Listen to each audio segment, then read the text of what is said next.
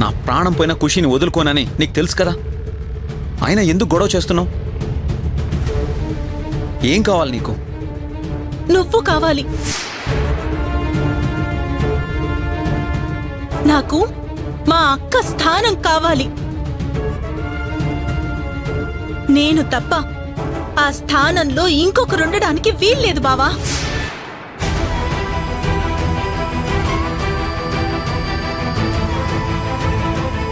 నీకు ఆ అవకాశం లేదని, ఖుషి కోరుకున్న మనిషే తనకు అమ్మగా ఉంటుందని నేను ఆల్రెడీ నీకు చెప్పాను మంజు.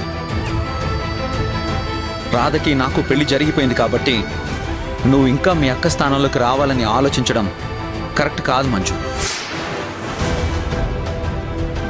నీ పాటికి నువ్వు పెళ్లి చేసుకుని ఎవరినో తీసుకొచ్చి మా అక్క స్థానంలో పెడితే నేను ఊరుకుంటాననుకుంటున్నావా? నువ్వు గొడవ చేసినా ప్రయోజనం ఉండదని చెప్తున్నాను. అది అర్థం చేసుకో. నువ్వే నా బాధను అర్థం చేసుకో. ముక్కు మొహం తెలియని మనిషి చేతిలో ఖుషీని పెట్టి దాని జీవితాన్ని నాశనం చెయ్యొద్దు బావా.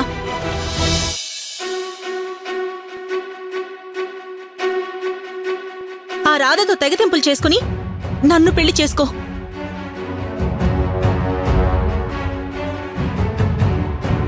పిచ్చెక్కిందా నీకు? అవును బావా, నువ్వింకో పెళ్లి చేసుకున్నావని తెలిసిన క్షణమే నాకు పిచ్చెక్కింది.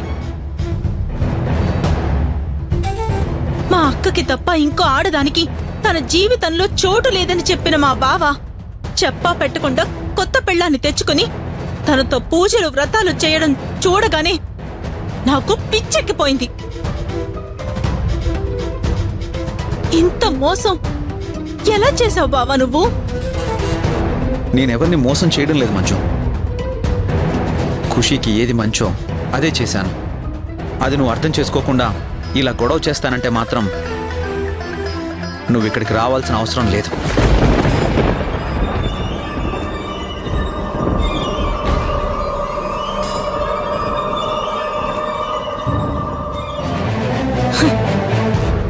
ఎంత మారిపోయావు బావా నువ్వు. మారడం కాదు, ఇదే అసలు మనస్తత్వం.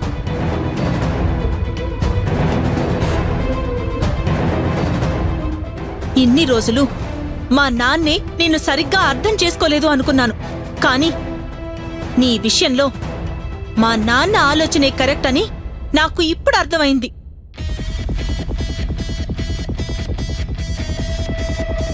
ఖుషీకి మేం దగ్గరవ్వడం నీకిష్టం లేదు. మా నుండి ఖుషీని దూరం చేయడం కోసమే నన్ను కాదని నువ్వు ఇంకో పెళ్లి చేసుకున్నావు. నేనెప్పుడు అలా ఆలోచించలేదు మంజు. ఆ ఆలోచన నాకుండుంటే నిన్ను కూడా ఖుషీని కలవనిచ్చుండేవాడినే కాదు. ఇలాంటి మాటలు చెప్పే నన్ను నమ్మించావు. ఖుషీ మాకు దగ్గరవుతుందన్న ఆశ నాలో కలిగిస్తూనే తెలివిగా తనని మాకు కాకుండా చేశావు. ఏం మాట్లాడుతున్నావు మంజు? మీ ఇంట్లో నువ్వు ఒక్కదానివైనా నన్ను అర్థం చేసుకున్నావు అనుకున్నాను. కానీ మీ నాన్న మాటలు విని విని నువ్వు మీ నాన్నలాగే మారిపోయావు.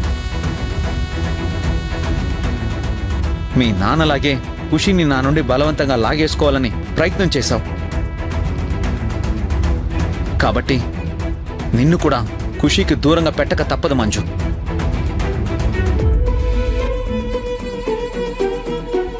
ఎప్పుడైతే నువ్వు నన్ను అపార్థం చేసుకున్నావో అప్పుడే మన మధ్య ఉన్న బాండింగ్ తెగిపోయింది.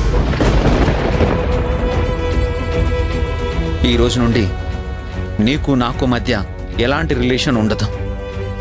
ఈ ఇంటికి నీకు కూడా ఏ సంబంధం ఉండదు.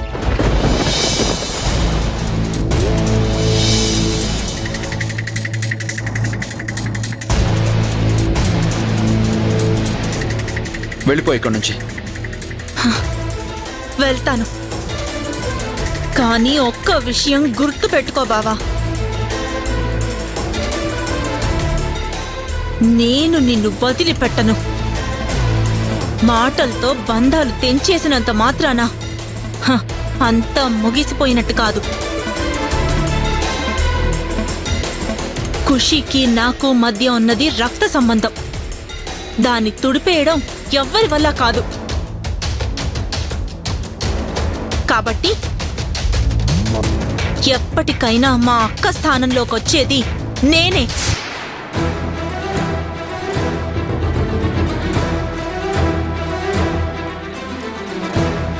ఖుషీకి తల్లిగా ఉండేది నేనే.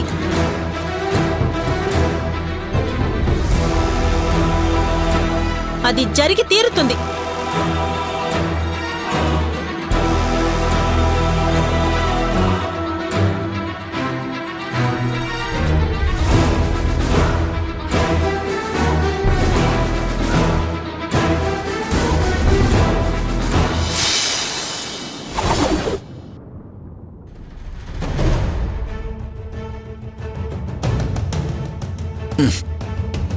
వల్లి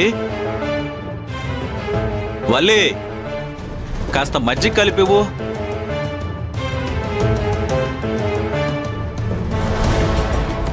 వల్లి వల్లి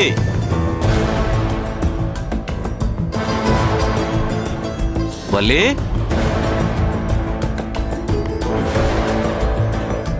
ఇది ఈ మధ్యన ఇంటి పట్టునే ఉండడం లేదు.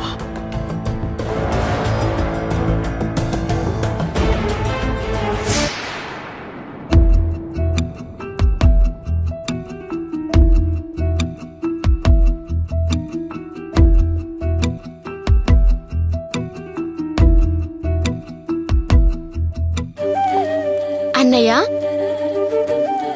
నోట్బుక్స్ అయిపోయాయి, కాస్త తెచ్చిపెట్టు. నానిగాడికి కూడా అసైన్మెంట్ కోసం కొన్ని చార్ట్ పేపర్లు కావాలి, అవి కూడా తెచ్చిపెట్టు.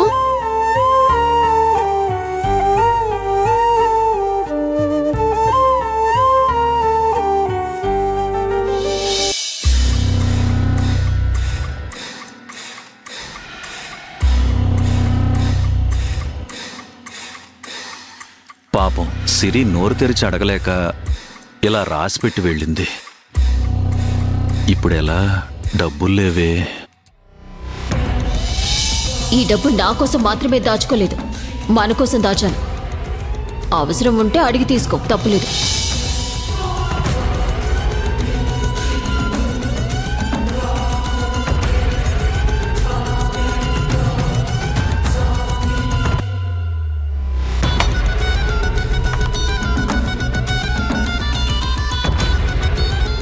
డబ్బులు లేవేంటి? ఇది ఇంకెక్కడో దాచుంటుంది.